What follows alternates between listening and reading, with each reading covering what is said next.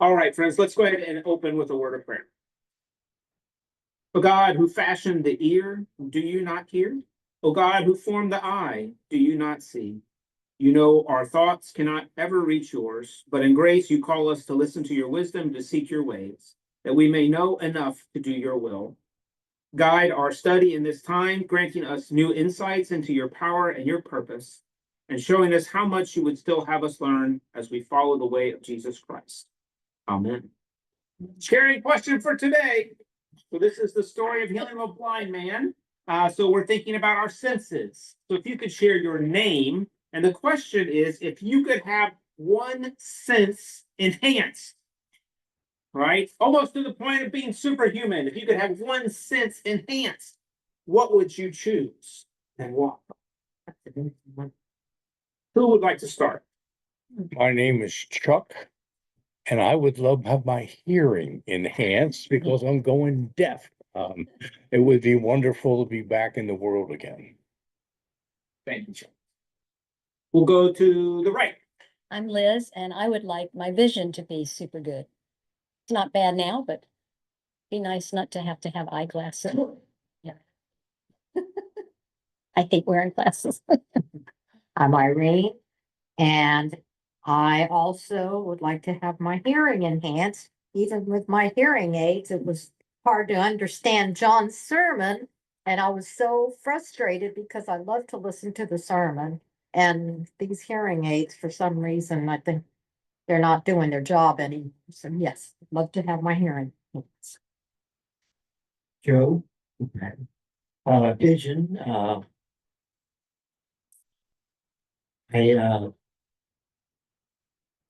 haven't seen the optometrist in a while, but vision is important. You know what you're doing. See it. All right, thanks, Joe. I'm Mary Beth, and I haven't been able to hear very well. Hear my TV. Sometimes I can hear it, but sometimes I can't make out what the characters on the show are saying. So I have captions. Well, recently, I can't read the captions. No. It's very frustrating. My sister-in-law said, well, you can enlarge the font. Well, that would cover up the picture. So, I'll have to say vision. Okay. I'm calling and put me down for hearing. No question. I'm Faye. I'll go with vision because I have macular degeneration. It's dry, so I don't have to have injections, but I have the dry freeze distortion and makes it difficult to drive at night. Which my friend, when we went to Montfreet, realized we were trying to rescue some people with the bear. Oh, yeah. And they want me to drive at night. They're building, but I can't see at night. And they're like, you gotta drive and get us. The bear is gonna get us. And I'm like, we've got a problem. Start rolling. That's what I thought. Very fast. Yeah, could you say that again, please? Never mind. I got you. I'm not complaining about anything. All right. Mark Miller. Vision, probably. I used to be able to read stuff easily. And now I have to use two pair of glasses. Because these vision ones, if I try and read with them, you read along and all of a sudden you see two lines, the same thing, and have to separate it. So it's really annoying. But it is what it is.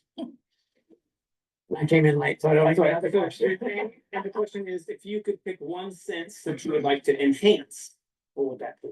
Oh, Carolyn, ground and vision. Of course, I'm a visual person. I would like to see things, but I don't have issues yet. But I'm John, and just for the sake of being different, I'm going to go with the sense of taste.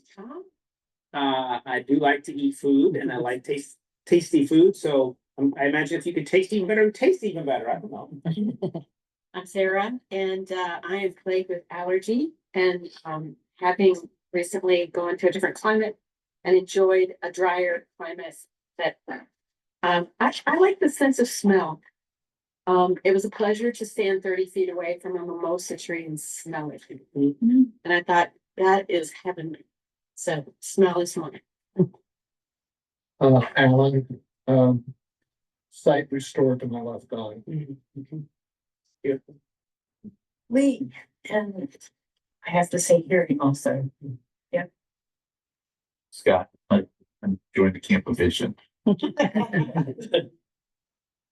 I'm Rich. I caught a baseball in my right eye when I was a kid. Lost vision of that eye. I would like that restored. It's not gonna help my athletic career, but I'd like it. Very good. Thank you all for your willingness to share that and respond to one another. So our story today, it is on this chapter from Mark 8, and your handout, you'll notice, is a little bit different. I'll say a few words about that. She draws our attention in the Leader's Guide to the stories, the text that is immediately before it and immediately after it as well. So we're going to look at the right before, and we'll talk about that a little bit. We're going to look at the right after, talk about that a little bit, and then we're going to hone in on the actual miracle story and have some more conversation. But just a few quick words about it. Amy Jo Levine lifts up this being a weird miracle, she says. This is a weird miracle because it requires 2 tries, which is different than most of the other ones. It also involves saliva, right? Involves spit and laying on of hands. And this idea that people look like trees, right? So she says all these kind of things are just unusual and kind of her summary is this is a weird miracle.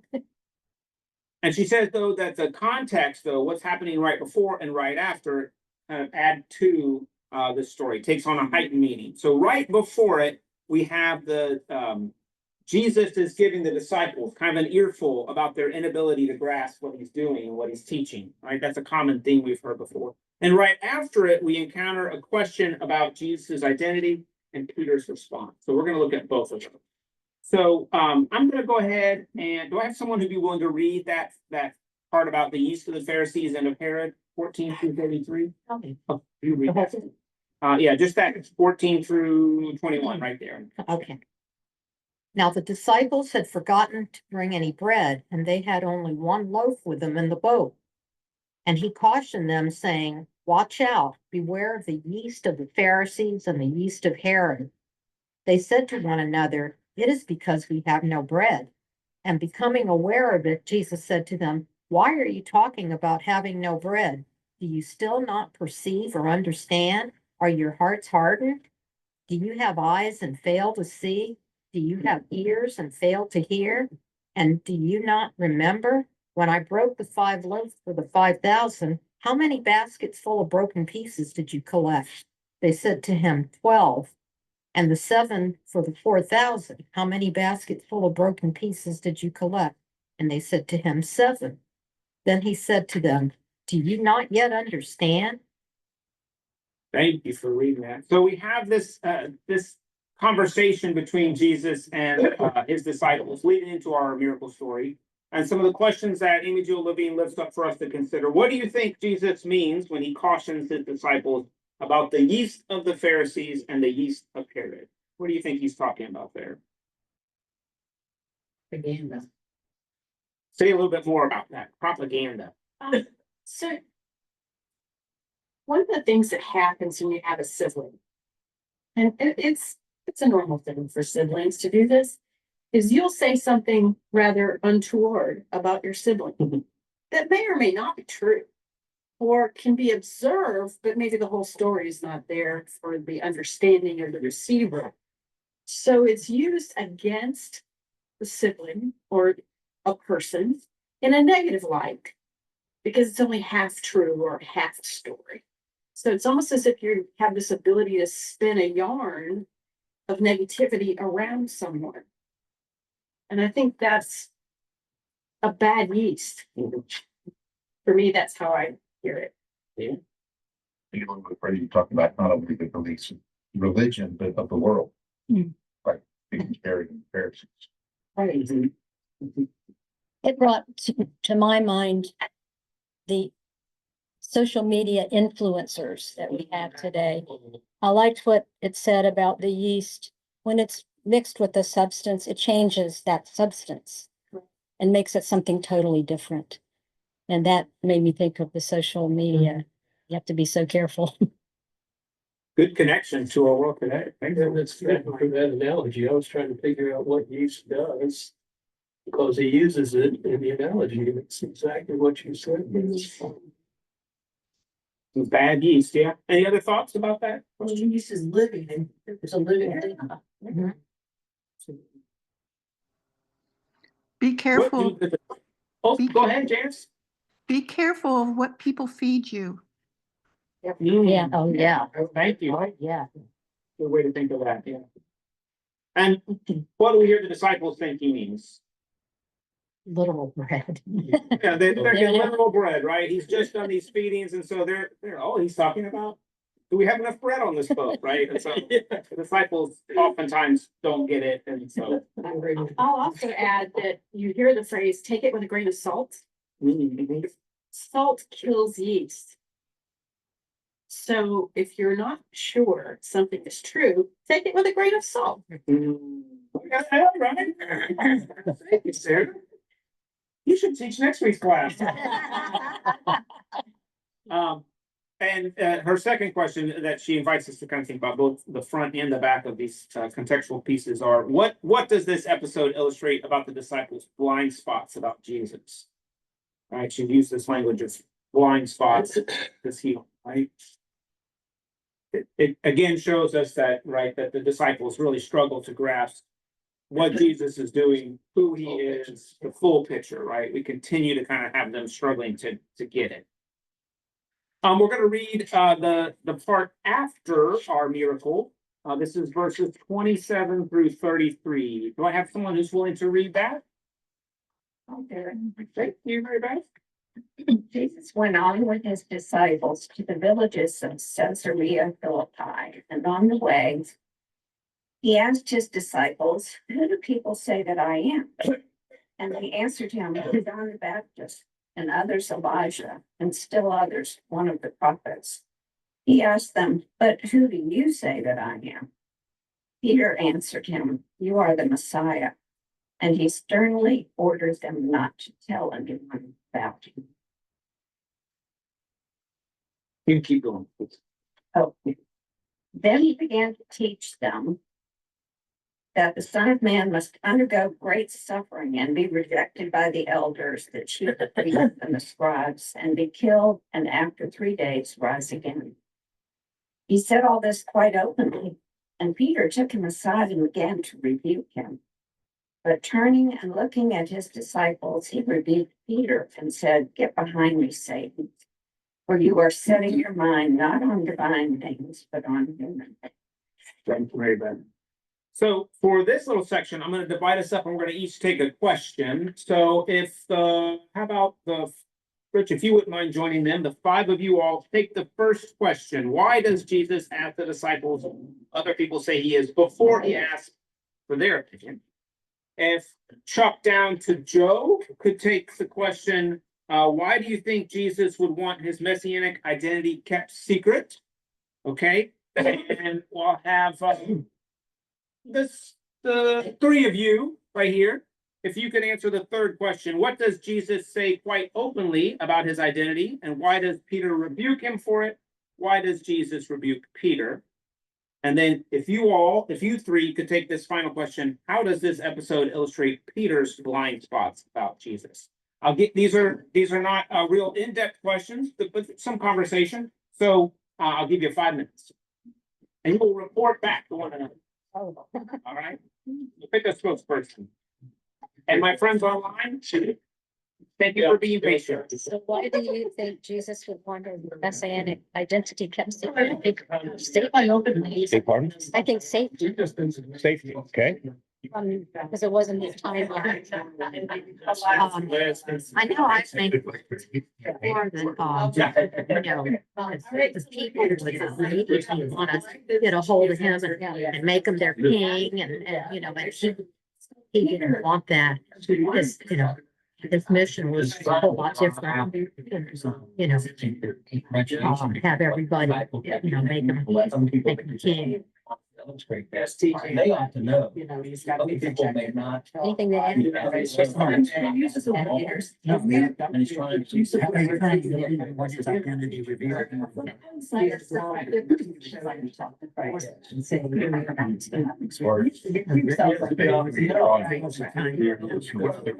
Yeah. I don't want this to be a reality. So. And also, thank you. I think it also involves expectations of what the Messiah, who the Messiah is, and the timing of what Jesus' mission is in conjunction with people's expectations. Because they want a king, People like. they want a conquering hero, and he's talking about suffering. And no. It's like, no. They do not, and in most people's expectations. So he's just saying, pull it for right now, and you'll understand.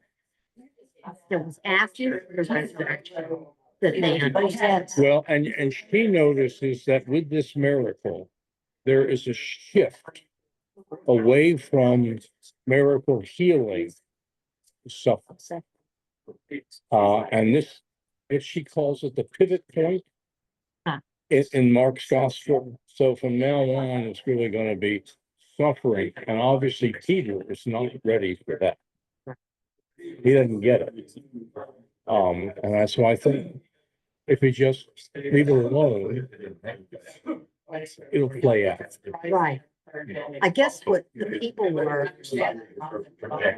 wanting was somebody to overthrow the Roman government. They wanted out from under them. Right. That was their big concern, and you know. Well, and you can understand that if you've been captives and not in your own land.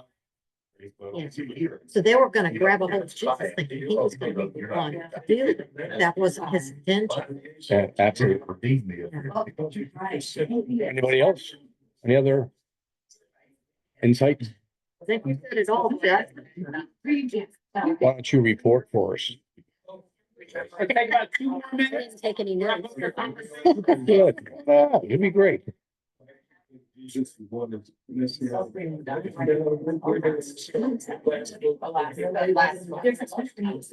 that's. She got cookies? You got kid. Yeah, he's leaving. Oh, Oh, Meditation Bible school.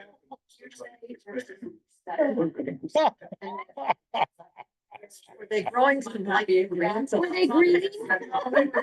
They might have been okay. Stay a little. Then we, there's from last week, I'm sure. Hot fudge. you took away our cookies. We're like, is he not gonna share? We're not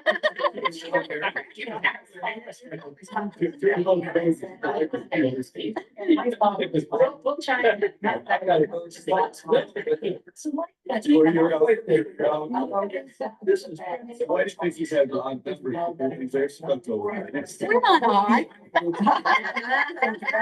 They can hear fine. I don't need that. All right, let's draw our attention back to one another. All right, thank you for your good conversation with one another. So we're gonna start right over here with the first group. Their question was, why does Jesus ask the disciples who other people say he is before asking them for their opinion? Your thoughts? I think in this situation, we had wonderful conversation. Rich volunteered that it was a difference between outsiders looking in and insiders bearing witness. And so I even went further with this and said, you know, sometimes it's hearsay versus perception. And then, you know, what do you truly feel? And what actions are you seeing that make you think Jesus is the Messiah? And I think the other piece of this puzzle, and we talked a little bit about the Messianic secret, we talked a little bit about Peter's trying to redirect Jesus away from purpose toward safety. And so there's this sense of how often are our perceptions just perceptions and not truth. necessarily. And that we all kind of stand on this side wondering how much of what we perceive is actually fact-based truth. And that it's important to acknowledge that we are flawed. I think. That is, And people's perceptions tend to become their truth. see that today. Thank you all. That's a great response. You even went try to answer the questions of other groups. We don't have to report. Let's go to our second group. Their question was, why do you think Jesus would want his messianic identity kept secret? Well, I said that I thought part of it had to do with his safety because it wasn't his time yet. And he wanted to be sure that he wasn't taken by the authorities before it was his time. And then you brought up a good thing that the people were expecting a different thing than what Jesus's purpose was. They were expecting an earthly king.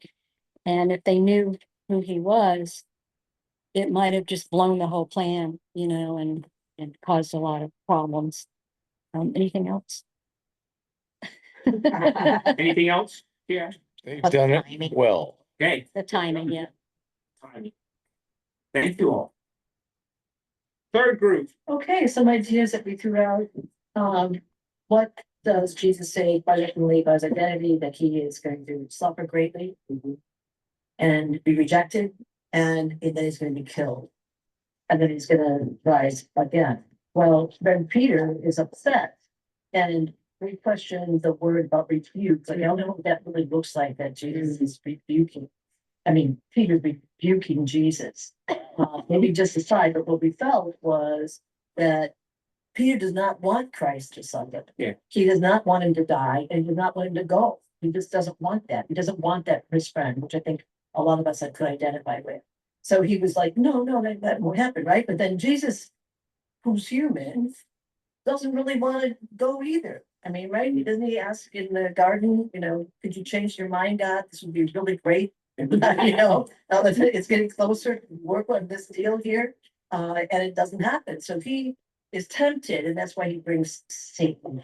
Because Satan is saying, oh, come on, Jesus, stay with your friends. Don't bother to do the dying thing. You can just, Satan can't be that way. And so that's why they have that situation. Thank you. Yeah, the bringing Satan in there kind of lifts it up as a temptation. It not carry forth with that purpose, right? Last group is supposed to talk about Peter's blind spot. And I simply describe. Understood. First thing that picked up was, Peter has no concept of the big picture. Now that wouldn't be unusual because it's a pretty big picture. Put all that stuff together. And then the other thing that really hammers this is that he has no concept of human and divine. Would you think that someone that you're talking to is divine? Not really. So it doesn't work for him because you can't be divine. So that's in Peter's opinion. But, well, that's his opinion. That's the problem. He has no idea of the big picture, and he can't differentiate between human and divine. If you were divine, you might have a chance to pull this off. But I just don't think you're here eating the same food we are, saying the same thing, etc. But it doesn't register with him, and that's all conceptual skills. I don't know if one of us would have been able to figure that one out. So that was Especially in that day and age. yeah, exactly. Yes, fantasy worlds on TV, showing a picture. There was no that you could go on and find the real picture. Sure, right. Yeah. I kind of joke and we tease about the disciples not ever getting it, or in this case, Peter's blind spots as well. But that's because we know the whole story, right? Mhm. We know the whole story, and that's when you know the ending, that you'll kind of have some insight that they don't have a long way. It's after the resurrection, when they received the Holy Spirit, then they got it. Then they truly got it. I mean, they were out there, you know, spreading the church, and they all were killed for their faith except John. They really got it after that. So they get it eventually, Yeah. not this time. So this is the context that our miracle story sits within, right? These two stories. So I'll read the actual miracle story we're looking at. This is verse 22 through 26. They came to Bethsaida. Some people brought a blind man to him and begged him to touch him. He took the blind man by the hand and led him out of the village. And when he had put saliva on his eyes, laid his hands on him, he asked him, "Can you see anything?" And the man looked up and said, "I can see people, but they look like trees walking."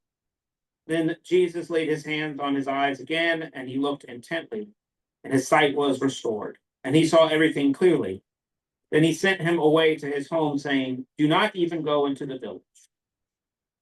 So a few kind of bullet points, things to lift up that's going on here that Amy Jo notes for us. One is the importance of physical touch. Let's talk a little bit about that on the advocates. She lifts up advocates again, kind of like our very first story we looked at, where the folks lowered the man down to be healed, right? It was friends who brought him there. So we have some advocates here again, some people brought the blind man to him, begged him to touch him. And so she talks a little bit about the importance of physical touch when it comes to healing. Again, she lifts up at the end of the passage this messianic secret, right, where the man has been healed, but is sent away to his home, told not to tell anyone anything. So that's like the messianic secret that they were just talking about is a part of Mark's gospel there, where it's not revealed until the time is right, kind of thing. So we have that continue in this story. She notes that this is a unique miracle story, and that typically Jesus does what needs to happen, and it's done.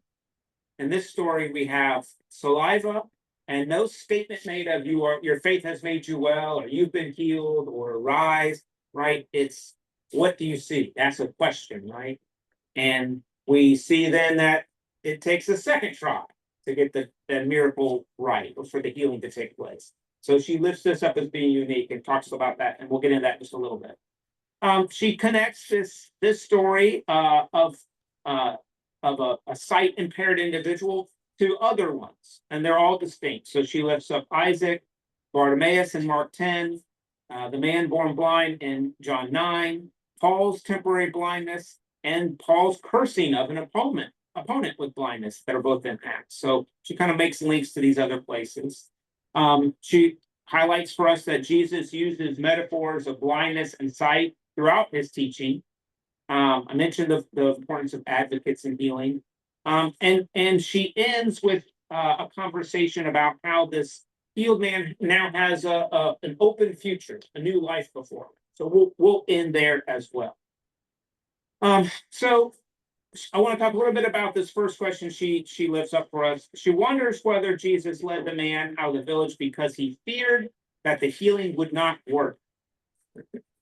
And she finds Jesus, she suggests that this maybe even means Jesus appears weak or even doubtful. For her, this makes Jesus more relatable.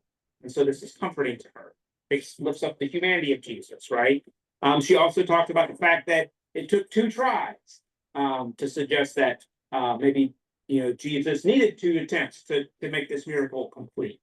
And I was sharing with Chuck before we began that this is something that she lifts up as a positive. It means for her that Jesus is more relatable. This is the human part of Jesus, maybe. And I don't like that. And I don't like to think of that, right? My Christology says Jesus shouldn't need more than one.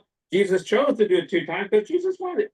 He didn't need 2 times, right? That's where I'm at. So I wonder what your thoughts are about her conversation here about why Jesus led the man out of the town and why it took 2 tries. What do you all think? I think when you have something that they emphasize that it has a meaning, you just got to figure out what it is. Because why did they put in it took 2 times? Why did he lead him down? That's the first question. Yeah. Why did he lead him out? They seem to him, man, it's for the wrong people. Maybe he felt some of his power leave him. Maybe he was tired. He'd been doing a lot. Maybe he felt like, I need to go somewhere quiet where I don't have people, Mhm. you know, closing in on me. We're laughing over there. I'm just kidding. Other thoughts? I think that was a hiccup. Um, I wonder if it had something to do with the man's thing. Cause he, you know, you mentioned, you know, when he says your faith has made you well. I wonder maybe the blind man doubted that he could be healed. Okay. And I'm gonna add, how did a blind man make a living at this time of your life? But so one of the challenges is this is a lifestyle, significant lifestyle change on the part of the person being healed. And there's a certain, I mean, something more is going to be required of him now that he's sighted. And he's going to have to shift what he does and how he reacts to people, how he interacts with people. So there's this interesting moment where he goes, I see people who look like trees, which in of itself to me is a huge compliment. But I'm wondering about how do you recognize someone else during your healing and during your process? And how are you going to interact with others? Do you see them as things that are intangible, which trees at this moment don't have a lot of personality, they don't have a lot of humanity? So I'm wondering if he's shifting how he thinks about and is relating to others. And that maybe that's a part of the story, is that he's got to let go of that for this miracle to come to fruition. And I'm wondering, you know, when we come to the table with need, how much do we have to lay down to receive? Right? You come with your hands full. Are you able to take anything away? So you have to let go of it. And I'm wondering about that. Well, I also wonder, because he was born blind. So he says, I only see people that look like trees. How does he know what a tree looks like, first of all? And then they took him out into the woods. So maybe there weren't many people there. And his eyes were adjusting. When then again, maybe some people had come to see what was happening, and then he could say, I see people. You know, so there's different versions of what happened. Other thoughts? There's no right answer or wrong answer here. I mean, I think that's the beauty of this, is maybe Joe puts forth a really interesting piece to think about why it took 2 tries, why he was let out. I like this idea of transition being needed, some space for recognizing what has happened to the man, a new life before him. I like just focusing on the guy's faith. Uh-huh. Or lack thereof, I suppose. I mean, this wrong, but when there was when Jesus was in his hometown. Mhm. And it says he did not perform any signs because they did not believe. Mhm.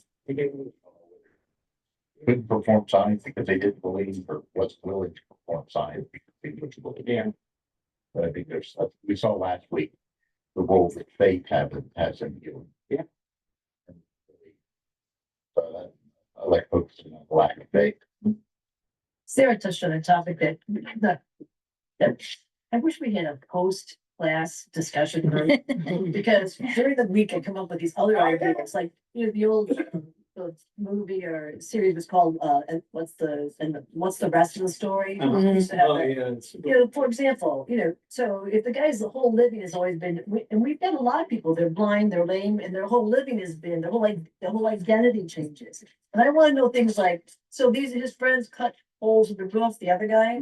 Well, who repaired that? Yeah. Who put the cost up for that? I mean, you know what I mean? There's always the rest of the story when we get these bang things, and that sounds great, but then what does that really look like? Absolutely. To be, and I really like the idea that you don't know what a human looks like and feel the truth. So thought that was really cool. I liked what Sarah said too about having to readjust to a whole new life. And that might be why he told him to go home, so that he would have time to think about all of that before he had to interact with a lot of people. His mom said, you need to get a job now. Yeah. And I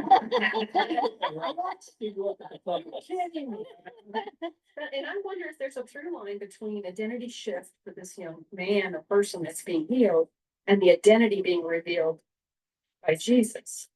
I'm wondering about that, okay, those 2 pieces might factor in that we're watching the disciples suddenly be able to see, dropping off the blinders or the illusions or the, I guess, the perceptions that might be wrong and start to receive who Christ really is. And I'm wondering about this person who's suddenly blind. I mean, do you think he went back the next day, sat down and started begging again? Maybe pretended to be blind? Close your eyes. And the other thing I like about this two-step process is one of the things I think in our discussions earlier, that really struck me, that miracles sometimes are a process. That's true. Mhm. And all those who've been praying for miracles, we kind of want to go poof. And, Yeah. right? Like, all of a sudden, that's my miracle. I've prayed for it and now I've got it. Yeah. Instead, it's like, this class has really humbled me and made me more aware that some of my miracles I'm praying for are in stages. Mhm. So I kind of like this two-stage process. Thank you. I want to keep us moving. Although, 2 questions for now. One of the questions deals kind of like what Sarah was just talking about. Why does Jesus ask the man whether he sees anything? With what tone of voice do you imagine he asked it? And how might this question echo his questions to the disciples in the episodes before and after this miracle story? I like this piece that you're lifting up about identity for this new person, or for this newly healed person, and what it's saying about identity that Jesus was lifting up as well. But I want to go to the question right before that. How do you react to this use of the spit, the saliva? And she says that some of her students have called this the icky part of the miracle. Jesus spitting on the man's eyes. How do you react to that? This reminded me of when I was a kid. If we were out somewhere and we had a dirty face or something, we'd get what my mom called a spit bath. Yeah. Are you familiar with spit bath? Yeah, Yeah. that's what it reminded me of. I was reminded of that. So I'm gonna get science fiction in here. Yeah. So has anybody else watched Dune? Yes. Dune, the whole thing of absorption of water, and every single tear matters, and water is life. And Christ is water and life, and he's giving life through water. Nice time. Listen there, yeah. I like it. Throwing it out there. Any other thoughts about the use of saliva in this healing? It was available. We do have the healing story in John where he mixes it with dirt to make mud, right? This is a little different. It's straight up spitting in his eye, right? Which is usually, as Amy Jo Levine lifts up, sometimes that was meant more as an offense. That was an insult, right? And in this situation, it's a moment of healing. I want to keep us moving for the sake of time. We're going to jump to that quote there that begins with the man was able to distinguish what he saw from what he knew he should see. He knew there was something not quite right about what he saw.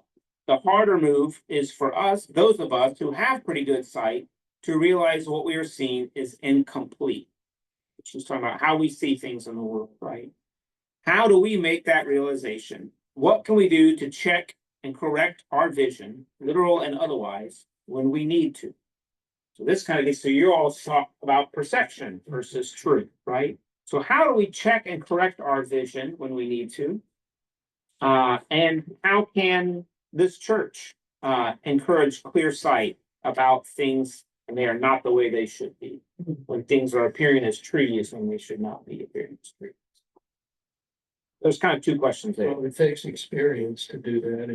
If you're brand new at seeing, where is your background? So there's some wisdom needed in that, you're saying? Humility. I mean, you gotta be open to what you're doing is wrong. Yeah. Teachable. How do we make decisions now about what's true and what's not? You got an internet that tells you, pick what your opinion is, and you can write anything on it. So you read that stuff, it's hard to figure out what's true. That's why you got good AI. Not. In building, there's something called a plumb line, right? Or something Yeah. called do you have a chalk line that you can stretch between 2 things and it will do a straight line? So we have a sense of trust about the chalk line working to draw a straight line for us, even though my brain goes, that's crooked. You know, I'm looking at something against a land that falls away and my brain wants it to kind of be parallel to the land instead of a true straight line. And so I'm thinking about what do we imbue or give our trust? And how do we know it's a plumb line, a trustworthy line? How do we know that it's a trustworthy chalk line? And I think, you know, the gospel asks us to look at Christ as our truth and Christ as our plumb line.